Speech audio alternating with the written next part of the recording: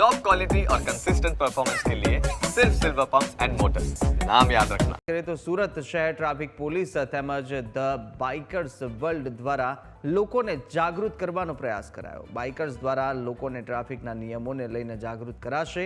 અડાજણ બસ ડેપોથી રેલીનું પ્રસ્થાન અને રેલીમાં 70 જેટલા બાઇકર્સ જોડાયા છે। બાઇકર્સ રેલી દરમિયાન અલગ અલગ સિગ્નલ પર લોકોને હેલ્મેટ પહેરવા, સીટ બેલ્ટ બાંધવા તેમજ નિયમોનું પાલન કરવાની સલાહ આપશે।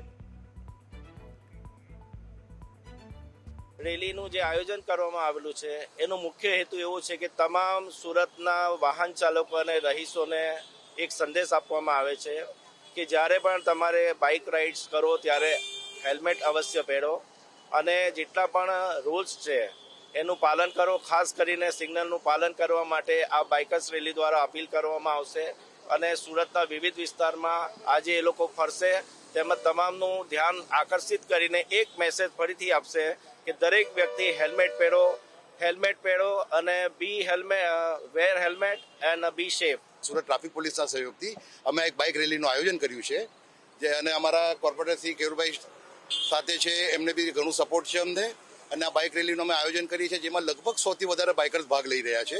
આ રેલી લઈને અમે સુરતના વિવિધ વિસ્તારોમાંથી થઈને ફરીશું અને પ્રજાને જે રીતના સાહેબે કીધું એ રીતના હેલ્મેટ પહેરવા માટે, સીટ બેલ્ટ પહેરવા માટે, ટ્રાફિક સિગ્નલોનું પાલન કરવા માટે આહવાન કરીશું।